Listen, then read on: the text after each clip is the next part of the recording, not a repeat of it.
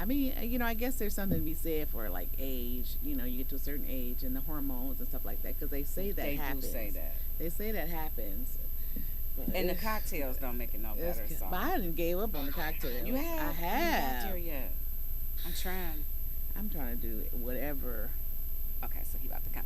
Are you gonna play the music wheel? Hello, everybody, and happy Saturday. Thank you so much for tuning in to another edition of Beauty in the D, where we are streaming live on YouTube, Facebook, and all other social media platforms. So every week we bring nothing but the best guests. So of course today wouldn't be any different. So in the studio today, I have Miss Lashana Manigault from DEGC. Thank you so much for being here. Hey, Stephanie. Thank you. Thank you so much for having me. Yeah, so I want everybody knows who you are, but I just want to give a little brief background for those who may not, who have probably been under a rock somewhere.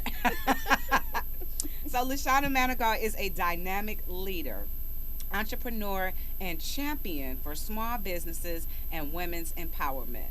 With over a decade of experience driving economic growth and building ecosystems of support, she brings energy, vision, and a deep commitment to creating opportunities that uplift communities. That kind of rhyme. Whether she's guiding entrepreneurs, influencing change, or building partnerships, Lashana's mission is clear: help people and businesses thrive while shaping a more inclusive future. Once again, thank you so much for being here. Thank you so much, Stephanie. It's my pleasure to be here. I'm so grateful. I finally made it. Yes, you finally made it. But Mhm. I met you years ago in a different capacity. You were working for a different nonprofit organization then, and you were just so helpful and so with like.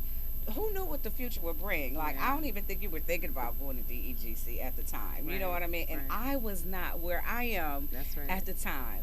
Like, you guys taught me how to do a pitch, Yeah. a marketing plan. Yeah. I was operating my business without a marketing plan until I met you guys. Yeah. So tell me, how many business owners out there who did it like me backwards, who just jumped right into having a business and, running it and had no blueprint? So I say, well, first of all, it was a pleasure. It was a pleasure to meet you then. It's a pleasure to know you now, and it's absolutely been a pleasure to kind of watch you move in your trajectory Thank for you. your business. I remember London Consulting, and I remember you being so excited about it and all the things, and to see how it's come to fruition and see your name on the side of the building. It's Yes. beautiful. So Yep. congratulations on everything. But in answer to your question, I would say probably more than you would think. Most people probably start off. I think entrepreneurs by nature are they move fast. They take Yep. the initiative. They want to get things done. They know how to do what they do well. Mhm. So that's the first thing they tackle, Mhm. right? It's usually the business side of the business that people don't know or don't understand. All they know Yep. is I know how to do what I know how to do. I know how to do what I know how to Whether it do. be cook, whether it be draw, whether it be tattoos, whether it be hair, whether Yep. it be insurance, whatever it Yep. is, I Yep. have a niche. But it's setting up and establishing a business so that it can run even without me or scale at some point is where people find, that's where they have the most trouble. Yes, and I didn't realize that I had trouble, right? Until I went to go and get some money alone, okay? Right. And this organization, it was Detroit Development Fund. Hmm.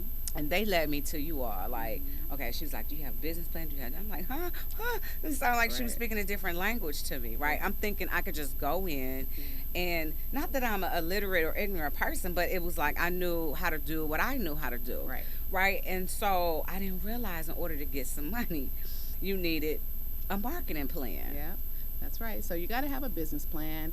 So Detroit Development Fund is a CDFI, and so Hmm. that's a community development financial institution. And so they are here in the community. A lot of them are mostly Excuse me. philanthropy ran, Hmm. and so they are in the community specifically for projects and for people that are community based. Hmm. And they are typically a business owner or entrepreneur's first step in becoming bankable, or getting loans Bankable. or offered opportunities to really invest seed money into their businesses. And so we have several CDFIs in the city of Detroit. They're excellent. Their whole mission is to make sure that you are successful, and that you move forward, and then that you ultimately they try to help you position yourself to again become bankable, which means now I can go to the banks, because most banks traditionally don't just give out money to small business owners. That's kind of where the term bootstrap comes from, because people are doing it by themselves. So the CDFIs are a very important part of the economy here and the support for business owners. And I just want to say, if I haven't told you before, thank you so much. You're welcome. Because Thank I you. met a lot of good people out of that program too. I'm going to give a shout out to Dr. Nicole. Dr. Nicole. She's the one that encouraged me to get a sign. I didn't even really think I needed signing. You know what I mean? Like, you just don't know what you don't know. Right. I also want to give a shout out to Sherry Harris. She had went through the cohort with me, because that's what it was, a cohort. And look at her business just taking off. I mean, like, so I want you to know that you really, I know you do this every day, but you really have helped a lot of us, like, just get to the next level. Employee, what? I didn't know anything about having any, I didn't have any money. Right. But it started with you all. I can't say thank you enough. So, you are an entrepreneur as well. Correct. So, what do you do? So I started off in recruiting. Okay. So I had a recruitment agency, and so I was recruiting for early child care for daycare providers, and so I was supporting them as well as home health care, and so I was helping people get opportunities or create staff for their home health care businesses, assisted living, and things like that, as well as for early child care. The problem with early child care is the margin. There was no real margin. Early child care, they struggle with keeping people, with entry level, bringing in entry level folks, and so it was difficult. That's a difficult market to be in. Is it? You know why I wouldn't think that? Because child care is so expensive. Correct. And so I would think that people would show up to work, especially if they love kids. But I don't know, who am I? Well, in this, I would say, in the city of Detroit, there's a lot of low income, right? And so with low income comes subsidy payments, which means they are granted by the state or government in order for people to be able to go to work and pay for child care. Child care is extremely expensive. It is. And so with subsidies, the payment isn't the same as if you are a working parent and you were paying for daycare. So it's just a difficult market to be in for the type of business that I was looking to run. That model does work in other markets. Okay, I got but Detroit was a difficult market for staffing. Yeah, especially if you're just barely making it without paying for child care. Yeah. I don't know how, I'll be honest with you, I don't know how I did it. My daughter is 15 now, so back then, I think I was paying maybe, I don't know, 800 a month, something. Yeah, about 800 a month. But that was, 13 years ago. That's a lot.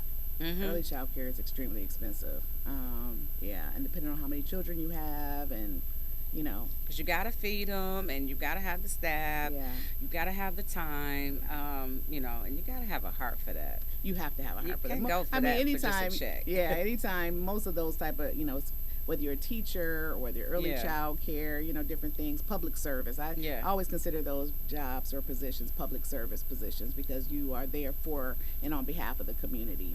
And so most of those people are really underrepresented and underpaid, so it's a hard job to be in. You have to have the heart. You got for those type of businesses. So I want to give a shout out to all the teachers and early child care providers. You guys do so much, and you are not valued enough. That's right. So with the home health care, what does that look like? Was that like for senior citizens, elderly people, disabled people? So it's not only seniors, elderly, and things like that, but also like catastrophic injury patients. So if you think about somebody maybe that got hit by a bus, and they're getting insurance and SSI, all of a sudden they're on long-term disability, and they need certain types of care, and so they need people to come in, they need attendant care, they need rehabilitation care. So you would go to their homes? So I wasn't, but I was finding people. Send people to go there. Yeah. Okay. Finding the necessary staff and making sure that they had the proper kind of case management work. Okay. Yeah. So do you still do that, or that's just in the past now? I still do a little bit of that. Okay. Yeah, I still do a little bit of that. So when people are in a crisis like that, they reach out to your company. Right. And what's the name of your company? Well, so it's not my company. I'm actually, because I do so much, Okay, you with the do. DGC. So, I'm kind of independent, but I, work for an organization called Direct Care Training and Resources. Okay. And so they are the gold standard for assisted living, staffing, working with catastrophic injury patients, case management, Wow. and they also do accredited education for assisted living homes, CNA group homes for the state of Michigan. So people, they get their curriculums accredited through the state, and then people can go and get their CEUs and things like that, teach their staff, train their Yeah. people through this organization. So they're really good. So for people who want to start, say, a group home type setting, right? You just can't say, okay, well, I have the space and, I'm ready for people to come in. They would have to go Right. through the education or the certifications that you were just speaking of. Yeah, so there's a lot to it, right? Okay. So there's one thing about being a business owner. So I have the location and I have a business model, and I'm going to hire people to bring in to be the nurses, the attendant care, rehab facility, rehab folks, things like that. So there's a lot of moving parts. You have to be licensed, obviously. You have to take the accredited trainings to make sure that you keep up knowledgeable. Like there's so many things that happen, so you have to think about patients that are vulnerable. So if you think about, they're vulnerable patients, so there are certain things that you have to know. There are certain standards that have to be lived by. In that work that you do. So it's a lot of moving pieces. Okay. But if you're looking to open an assisted living facility, there are resources and places where you can go to help you learn what it is you need to do step by step to get, Really? to get your home set up. Okay. Whether it be ADA, how many rooms, how many people you can have per room, exit signs, egress, common areas, all types of things. And then you have to think about the neighborhood that you're putting those homes in as well, Yes. because not all neighborhoods want or will allow group homes in their neighborhoods as well. So I would definitely say start there. Yeah. And don't assume just because you have a property that you'll be able to open a group home there. Always check with your city. So you need to do your research and check out the zoning as well. Correct. So how does one check out the zoning to see if their desired business is even wanted in that location? Now that's a great question. So, we're talking about group homes, but any commercial building on any corridor should always start with their municipality. So at the City of Detroit, we have BC, that's the Building Safety, Engineering, and Environmental Department. And so with BC, basically they let you know if your business, if the business that you want to do in a specific property is zoned for that purpose or use. So there's a difference between zoning. So zoning is an area that's been allocated to do certain things like retail. So Livernois, let's just use Livernois, for example, is considered B2, and so you can do retail on that. But your building and what you want to do in your building as well, you also have to make sure you can do what you want to do in that property. In that property. Yeah, and then So how do you do you have to schedule an appointment? Or can you just go down to, where is it located? Like, I'm learning so much. That's okay. KMAC or BC is located at KMAC, and that's downtown at the City County Building. Okay. KMAC is the Coleman A. Young Municipal Center. Okay. And so on the fourth floor, you can go to the BC, what's called the Detroit Resource Center. The Detroit Resource Center. Yep. So Detroit Resource Center. So that's really your first stop on the fourth floor, and then you can go in and you can say, hey, I have a property, I'm looking to do this, I need to check my zoning, how do I apply for a business license, and they will walk you through those processes. Really? Yes. I had no idea. Yeah. Look, I am a business owner. I had no idea. I'm learning so much. And what's amazing to me is how we have not rehearsed any of this, and you're just spitting this stuff off the top. Like, you really know your stuff. Yeah, I live this information every single day. I have this conversation every single day. Yes. Okay, so thank you for sharing that. So for anybody who wants to know and so really you could kind of, my mind is always working, kind of like take a field trip there, right? Yeah. Just for resource purposes. Absolutely. Even if you don't have a business, even if you're not like right there, but just for your own research and own knowledge, you could go there and just see what resources are available to me. You could do that, or you could follow the work that we're doing with my team at DGC on your district business liaison. Yeah. So the work that I do is the director for the district business liaison program. And so if you don't know, Detroit is broken up into 7 city council districts. So you Mm-hmm. have 7 city council members, and so there is a district business liaison for every district. And their Okay. job is to work closely with the businesses along the corridors to make sure exactly that they're getting the information that they need to be successful. A lot of us, it's different when you start off new because you're looking for information. But when Yes. you've been in business or in a building for a long time, you don't necessarily know what you need, or you don't know what you're missing. I've been Yep. doing this business for a long time and I've always done it this way. And then all of a sudden I got this letter. All of a sudden I got this ticket. All of a sudden I got this inspection. And like, why is this happening to me? And what do I need to do? And I've never had to do this before. So there's a lot of things that are happening. And so the work that we do is to make sure that we're working with those people to say, let's get you through this learning curve. Let's, make sure that you're connected to the right people. Let's make sure you have the right information. And the city's website has beefed up a lot. Good. So over COVID, like they really put a lot of time and time into making sure that information is there, easily found, and easily to read and things like that. Thank you for Yeah. that. But the work, Thank you, Detroit, whoever was right, responsible for that. right. Because, so I got the idea about the sign, right, like I just said, from Nicole, but it was so much red tape Yeah. with getting the sign, Yeah. getting an inspector, like just Yeah. the whole thing. It was like, who do I go to? And I'm glad you brought up about the districts, the Detroit liaison, because I always wanted to know. I know always there's 7 city council districts, obviously, but I never knew. Again, I'm learning a lot, Detroit, today. How you guys fit in. I was wondering, like, does that coincide with the districts? And so you kind of answered my inside question. Yeah. It does. Yeah, so we're DGC, so we're separate from the city. We're a Okay, that was my nonprofit. next question. But we partner, so like we're close partners. We're the economic development arm of the city, and so we work with our council person in the district. Okay. And we also work with the mayor's office, and so our direct counterparts with the mayor's office is the Department of Neighborhoods. The Department of Neighborhoods are appointees from out of the mayor's office that work directly with residents. So every district also has a district manager and a deputy manager, and they're there to do exactly what we do on behalf of residents. So we work with the businesses, they work with With they the do. residents. Okay, Yep. you work with the business. Okay. Right. And so it's a really big deal. Like there's so much information and so many things going on. You probably heard their neighborhood grants, side lot programs.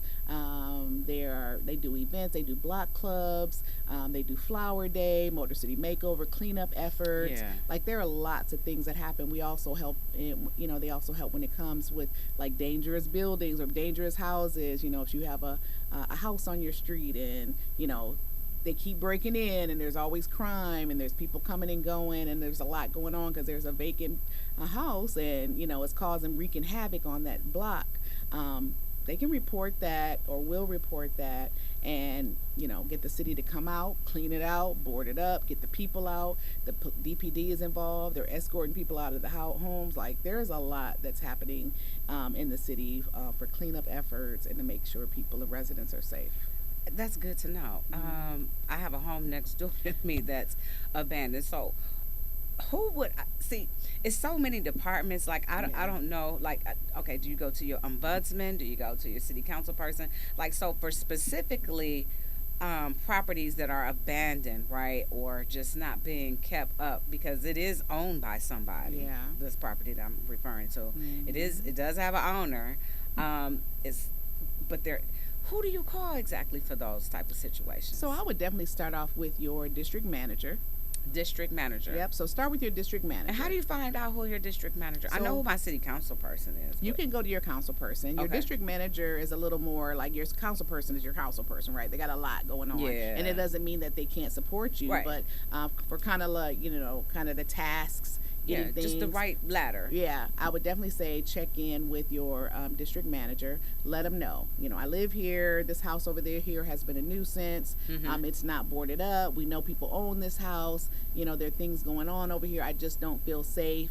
They will connect to the right people. There are departments specifically in the city to again take care of those issues and resolve those issues, whether they have to have it boarded up, Mm-hmm. whether they have to find the owner, Mm-hmm. whether they have to clean it out and get DPD available, on board, like they Do will they do what they find have the to do. owners for those type of situations when they just let their property Things go? happen. They can be sued and, all the types of things if they don't respond, if the home is considered a nuisance. Okay. Yeah. And then one more time, how do I find out, or any of us find out who our district managers are? Is that online? It is. So it's You the just put city's in your website. zip code? Yep. So if you go to Okay. the DetroitMI.gov and you can put in Department of Neighborhoods Mm-hmm. in the search bar.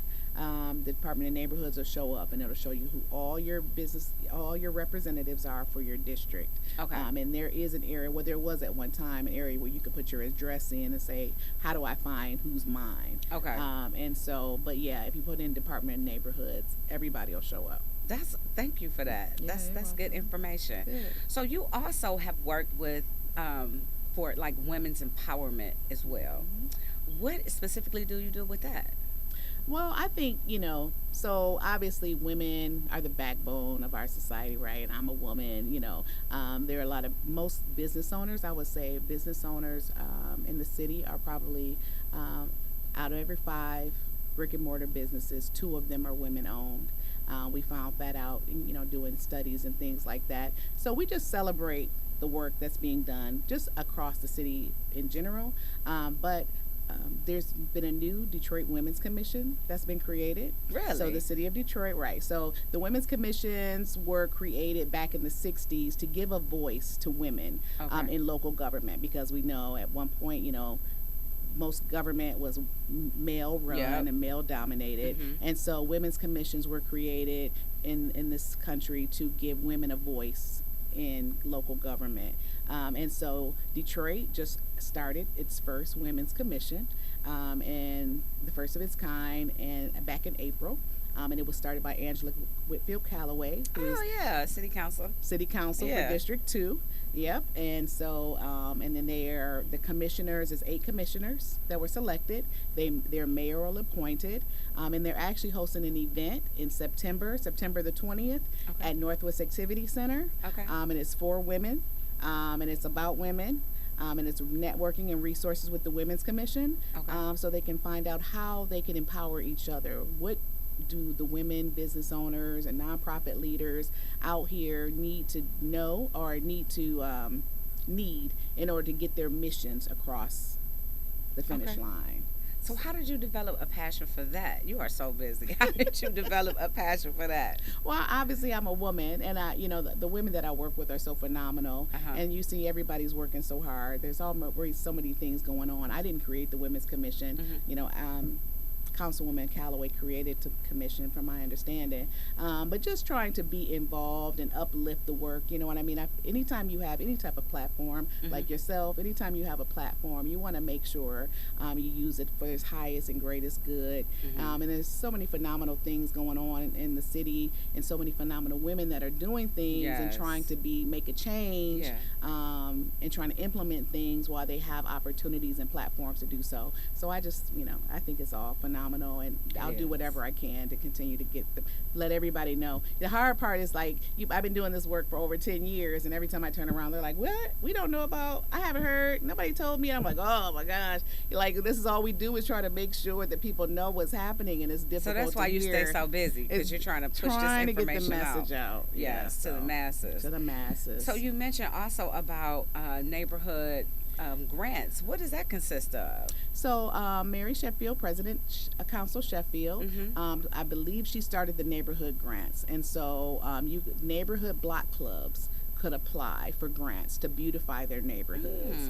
Yep. So if you have a block club, and I don't know that those funds still exist. We'll have to see if there's any other additional funding for that. But over the last couple of years, there has been neighborhood grants, and so block clubs would apply and say, "Hey, we want to do this. We want to plant flowers. We want to buy this side lot. We want to turn it into a park. We want to do a garden. We want to do it into a homework Okay. space. Yeah. All the different things." And so the neighborhood beautification grant was specifically about that: cleanup Okay. efforts, beautification, and activating space in neighborhoods, so that the block people in the neighborhood will have somewhere to go and something to do. Do you think that there has been a lot of black clubs who have successfully completed that or even applied? I don't have those numbers, but absolutely, they Okay. run out of funds every time Okay. that's So put people are forward. taking advantage People of this. absolutely are taking That's good to advantage of it. know. No, yeah, it's a really big deal. Yeah. Yeah, it's a really big opportunity for folks. So how did you get involved with DEGC? Well, as you mentioned, I was doing the work with the Yeah. nonprofit before, and so being a small business owner, working with small business owners, and learning as much as I was learning, it just really became a passion. I was really um, it's soaking myself in all the things, right? I'm at this point, like, I'm single, I'm a grandmother, so my Yeah. kids are grown, so I have time on my hands. At the time, I did, and I don't have any more. But I had time on my hands to say, oh, what's going on over here and what's going on over there, and there's so many great things that are happening. It was just hard to stay out of Okay. some of these spaces, and so I learned a lot. And DGC approached me and asked me what I had going on. That's wonderful when they come to you. Yeah, yeah, I was excited about that, and I was grateful. And so I started off as a business liaison in District 2, and in a year I was promoted. Oh, in District 2? Yep. Okay. I started off in District 2. And in a year I was promoted. And this was during COVID. I started in January 2020. Mm-hmm. I got COVID immediately. I was on the job for 2 months. The week they sent us home to say, hey, we're going to go ahead and start quarantining. Mm-hmm. We're sending everybody home. I felt myself going down really fast, and I was sick, full blown COVID. No. Yeah, so what was your experience like? Because that was like the first. If you're talking I was the 2020, that's like the first. That's when it was like you almost need to be in a hazmat suit. You know what I mean? It was super scary. People were dying left and right. I was watching TV. People were passing away. People that I had just met, and I just had it. There was a friend of ours, and I don't know if you remember, from Lifeline, Monica. Yeah. Yeah, so Monica passed away of COVID right during that time. She also had, sideline. She had a residency she had to do in the hospital to keep her continuing education units. And every quarter she would have to go check in, and it was time for her to check in. And she put on Facebook, she's like, I don't know, how I feel about this because it's COVID, and I love what I do, but I can't say that I'm not apprehensive. And I was cheering her on. I'm like, well, if anybody can kick COVID's butt, it'll be you. They need you in the hospital right now. You do your thing. Oh my and then God. a week later, she was in the hospital, and a couple weeks later, she was gone. So I know that really had to be a scary time for you, fighting that. Oh my goodness. Yeah, I was sick while she was sick, and she passed away, and I was just barely recovering. So it was really just a bad time. And then the city did this thing because we had lost so many people, where they did that memorial around Belle Isle. Yeah. I don't know, you remember that? Yep. Where they had pictures, and I went through and I videotaped that. I was just kind of feeling a little better and getting out the house, and I got out so I could see that. And literally from the time you got into Belle Isle all the way to the time you rode out of Belle Isle, there were pictures one by one of all the people that had passed away. It was so sad and so surreal. Yeah. Like literally it filled up Belle Isle from the time you walked in to the time you drove in to the time you drove out, of Detroiters. Yeah, who Detroiters. had passed away. I lost count of how many there were, but it was just I hated looking at the news or Facebook because it was like boom, like every day Yeah. you would see something, and that really was not that long ago. It wasn't And that long people ago. have this short-term memory. Yep. Okay, we got the same administration now that we had then, Yeah. where they were acting like this was a hoax, but we're sitting here losing people left and right. Yeah. It was sad.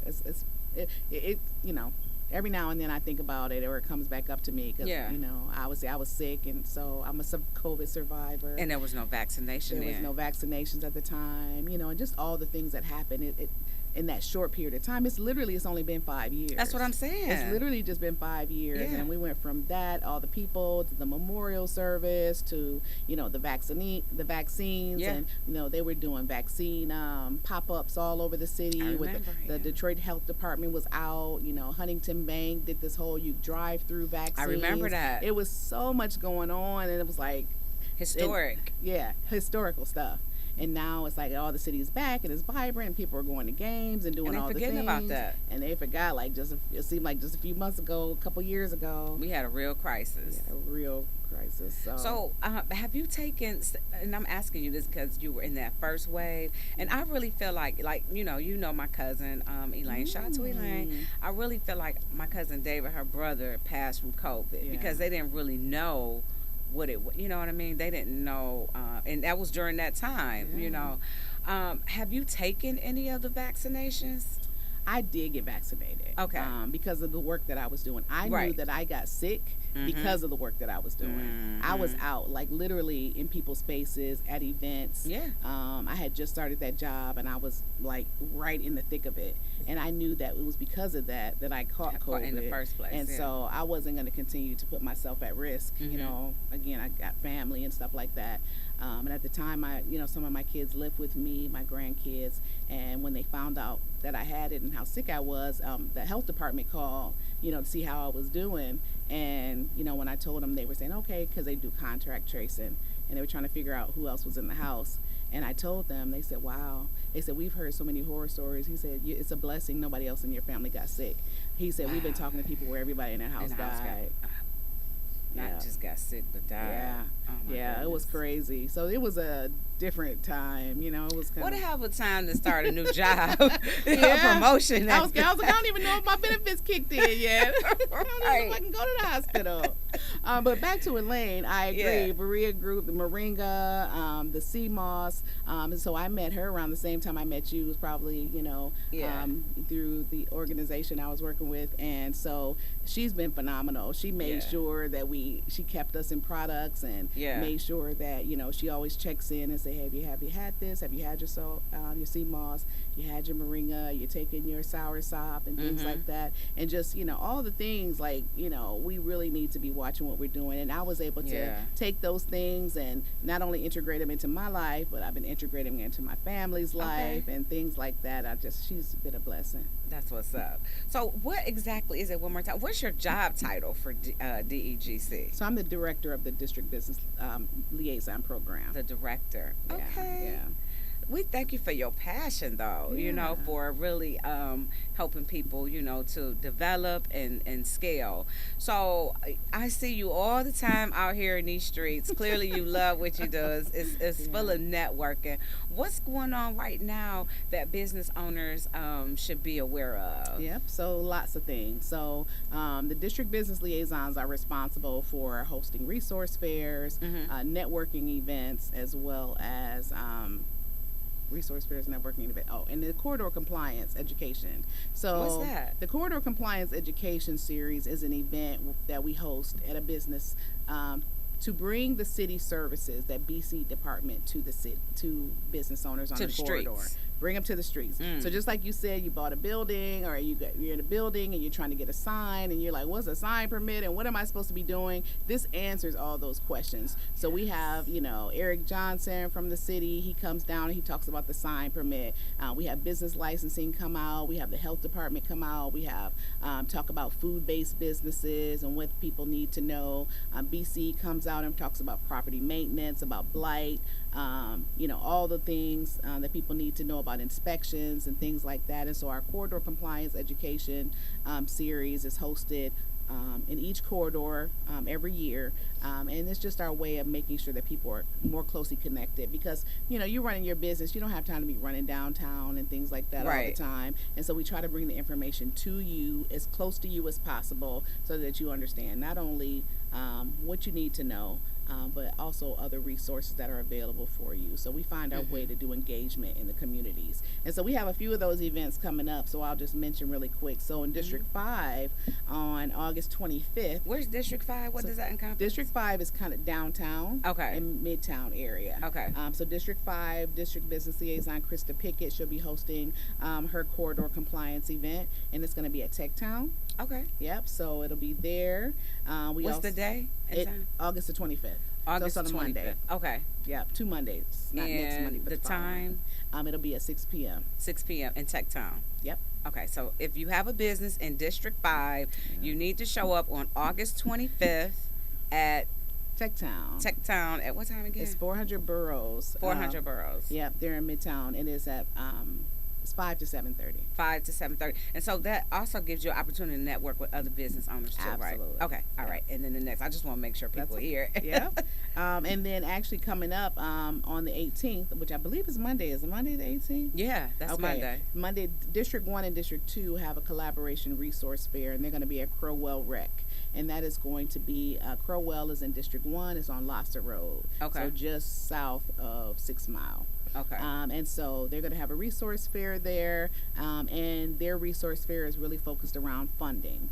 So all the major funders in the city are going to be there. Oh, that's wonderful. Yep. That sounds huge. Yeah, it's a big deal. Okay. So Yep. if you need some money and your business is in District 1 or District 2, you need to be at this event this Monday to talk about funding. And what time is that again, LaShawn? Yeah, I think they're doing an evening event as well. Give me a second, I'll find the time. I don't have it in front of me, but yeah, and you don't have to be in District 1 or District 2. You could be anywhere across the city. So we're just intentional about where we host them, so that we can bring resources to the community. But anybody is welcome. So those would be like CDFIs that we previously spoke of. That's right. And banks too. That's correct.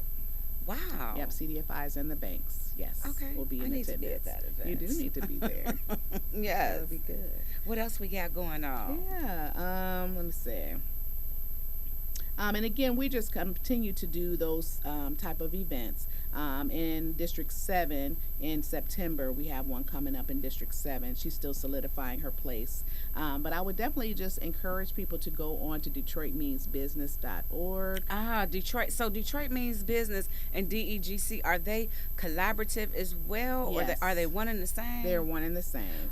Detroit Means Business is part of our Small Business Services Department. Is that a nonprofit, Detroit Means Business, or is that for profit? So Detroit Means Business was created during COVID. So it was created as a COVID relief effort. They gave me a grant. Thank you. Yeah, you're right. So they're part of the DEGC, but they're also a part of, they have several stakeholders because it was created in an effort to make sure that small businesses had access to information and resources during COVID, because we didn't have an online presence like that where we could connect people. So we were doing Zoom calls, we were doing grants, we were telling people how to apply, what to have, and we would make, because we couldn't talk to you face to face. Right. And so that's what Detroit Means Business was created for, to make sure you knew what you needed to know during COVID. And that was born during COVID. That was born during COVID. Wow. Well, I want to give a shout out to whoever is running Detroit Means Business. I don't never really shout out what I do a lot, but those people gave me a $25,000 grant. Nice. A little over a year ago. Nice. Yes. To help scale my business. We did, it wasn't for the website, but it was to do the backstory of the website. Like, and this was something I never thought of. What does your voice sound like to people? Okay. Not like really like what my voice sound like, but the voice of the business. The voice of the business, right. What, and who is your target audience? Yeah. What do you want them to know? Yeah. Not about Stephanie Coney, Yeah. but about the London consulting firm. Like, they took me through that whole this whole thing is so anybody out there listen, it's not one thing that gets you there. It's a continuous movement. Yeah. So I didn't even know. I'm ashamed. I didn't even know that it was born from COVID, but one and the same with DEGC. That's right. Yeah. So it's at one point it had its own leadership separate from DEGC, but it was born through DEGC because DEGC had the programs to support it, and we were the one, we're doing the work to make sure that the information was getting out into the community. So that was a separate staff. We kind of had the infrastructure. Okay. No, it was the same staff. It was the same staff at the time. It was the same staff at the time. So you wear many hats, LaShawn. Yeah, it's a lot going on, but it's back. It's back a part of our Small Business Services Department, and so we're grateful. Detroit Means Business has meant a lot to many people. They've done some major grant making and really setting people up for success and keeping them from going out of business during a really tough time. So yeah. But we also have some new programs with the Detroit Economic Growth Corporation. You may have heard the Legacy Business What's that? So Legacy Business Program is Detroit Legacy Business, and it was an initiative created out of Council President Mary Sheffield's office. She been busy. She's very busy. That we're supporting, and it's for businesses who've been around over 30 years. Oh. So it's our way of just saying thank you to those business owners and helping them with whatever needs they may have. Businesses that have been around for over 30 years obviously have different needs than a new business. Right, absolutely. Right. And so it's like, okay, well, what do you need? What resources can we provide? How can we support you? And thank you for being around for over 30 years in the city of Detroit. So there's a Legacy Business Program. There's also Next Up 313. And Next Up 313 is an initiative started by Councilwoman Mary Waters, Councilwoman at Large, Mary Waters. And it's for youth entrepreneurs. So if you know a youth aged 18 to 30, that is looking to start a business or is just interested in finding out what it's going to take to do entrepreneurship. Okay. You know, what does it look like from a career? What does it look like from an apprentice? What does it look like just as a, you know, so there's many pieces to it, you know, because we're not trying to say you have to be an entrepreneur, but understanding that, you know, there is levels to it. There's levels to it. So Next Up 313 is another program. And then lastly, and the most new one is the Detroit Startup Program. And the Detroit Startup Program is also in partnership with the city, and it's for technology-based businesses. So we need more of that. We need way more of that. So it's not about just about attracting new businesses. So it's about attracting new businesses to the city, but also encouraging those that have a technology idea or technology portion of their business to tap in.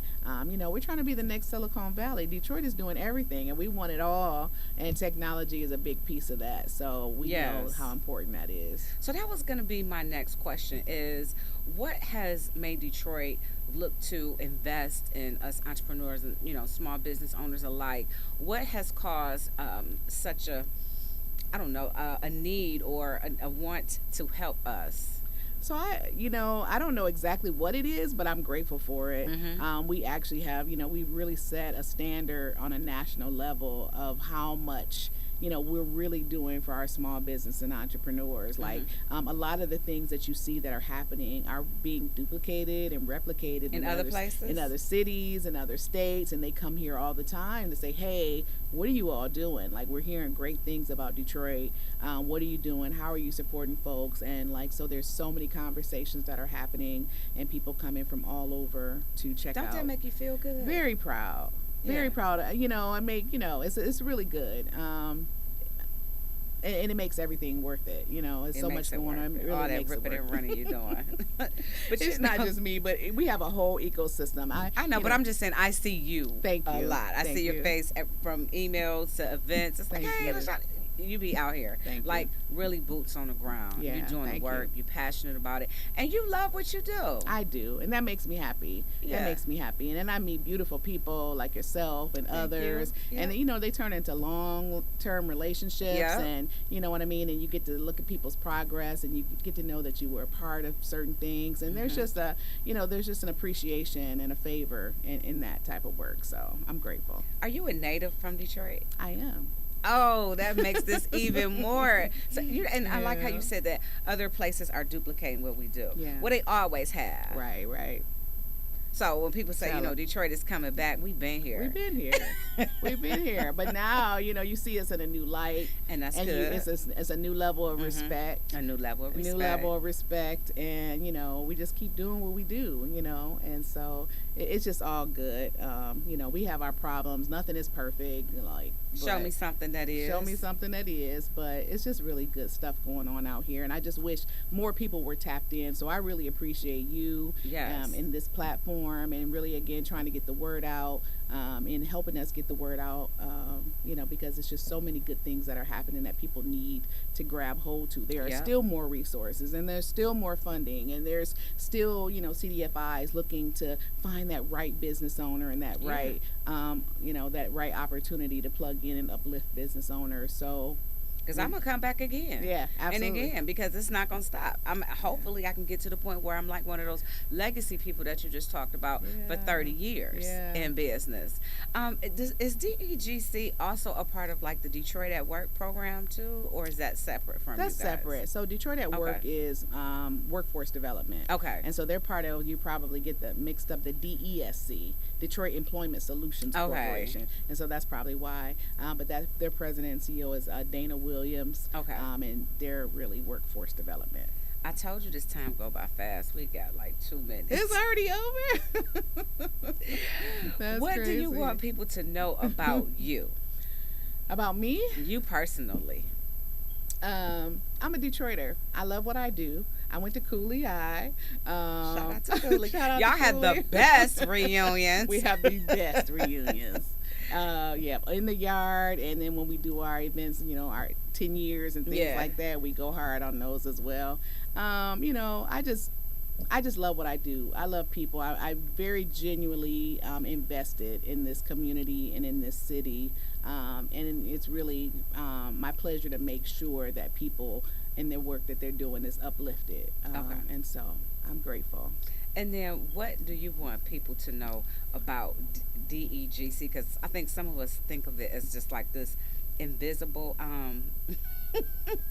organization that has a lot of arms, but Yeah. it's invisible, but it's got a lot of arms and legs.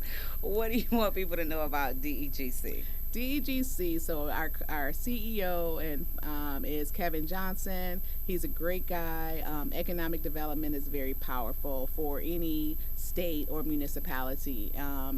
We have a bunch of people from our real estate to our business development department to our small business department, a very intentional and invested people in the success of the city.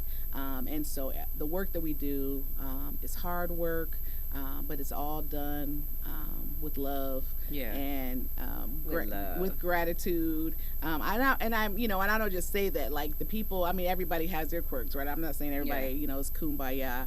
I'm being realistic. We're just human. Just people. But these are people who run around like chickens with their head cut off, Literally. literally trying to make sure that they show and highlight people in their best light, and that they make sure that people get what they need. And they're the voice of people when those folks aren't in the room Mm-hmm. to say, no, no, no, that's not how we doing this.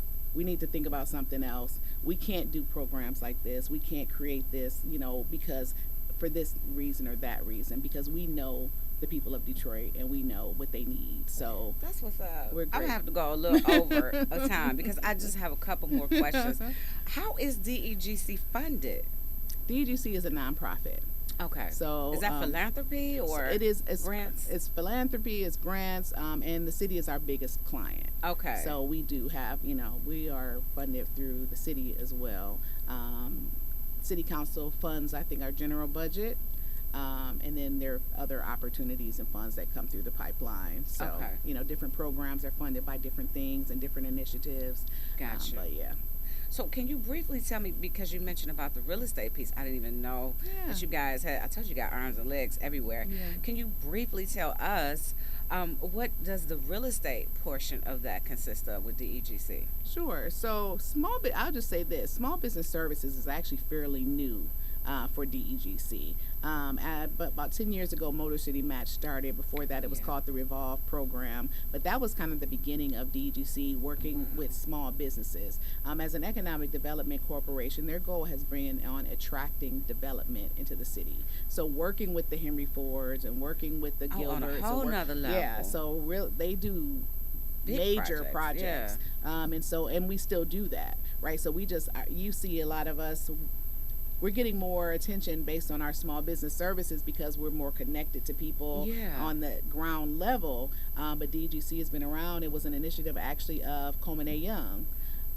Yeah, Really? Coleman A. Young started the DEGC. Wow. And it was really to make sure that we had investment and development in the city of Detroit. So you work with that means that you guys that division of DEGC works with developers. Yeah. Do you work with realtors as well? Developers, realtors, project managers, Mhm. getting projects. So again, attracting projects to the city, letting them know why they should do business in the city, finding them the Mm. tax incentives and different resources that they need as a larger development, making sure they understand where they can potentially house their business Mhm. or their construction business or whatever that looks like, their development, their housing project, finding them sites.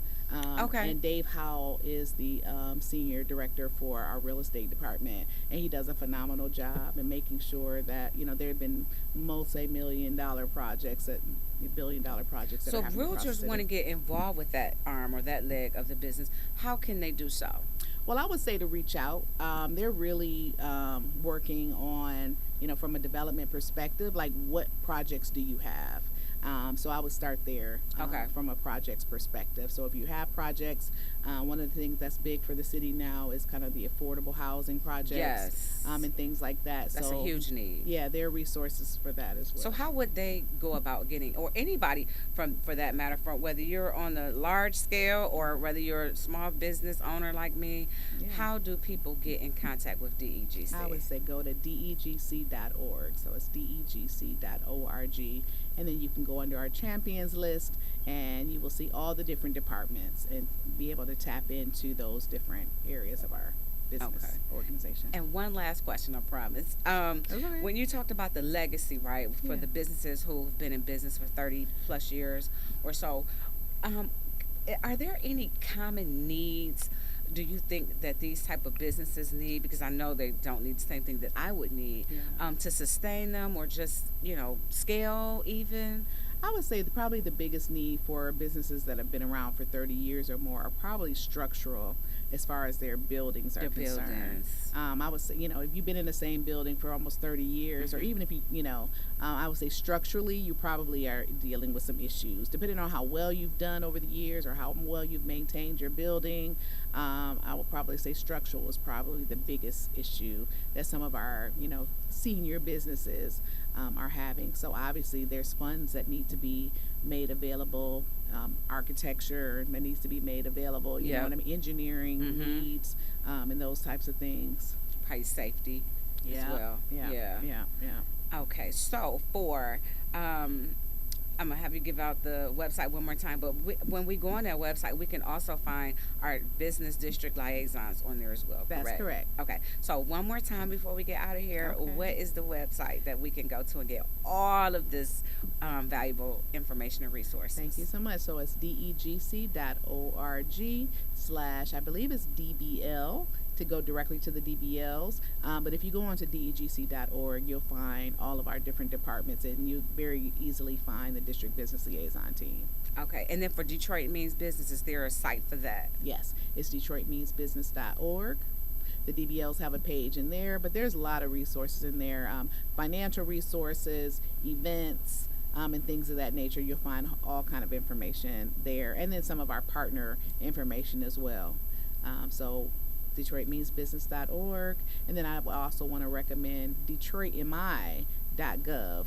So detroitmi.gov is the city's website, and that's where you'll find your business licensing, your BC, your Detroit Resource Center, like all the things, zoning, like everything else. You gave so much great information. That's why I have been wanting you to come onto the show. And I'm going to have you come back again Thank you. because it's just so much. Just so much out here. Yeah. You can't sum it up in 50 minutes. A lot of resources out here. The city is on the move. Yeah. I'm thankful and proud to be a Detroiter Yeah, me too. and a business owner here during Yeah. this time. Right. During this time. That's right. So thank you for being here. Thank you for sharing your story about being a COVID survivor, your passion for the city, and I can't wait to have you come on here again. Thank you, Detroit, for tuning in. Another week of Beauty in the D, where we focus on power, wealth, and style right here on WJZZ Cool TV, where you can catch us on YouTube and other top social media platforms. God bless, and see you next week. Nice. Perfect. I told you the time go by so fast. Really fast.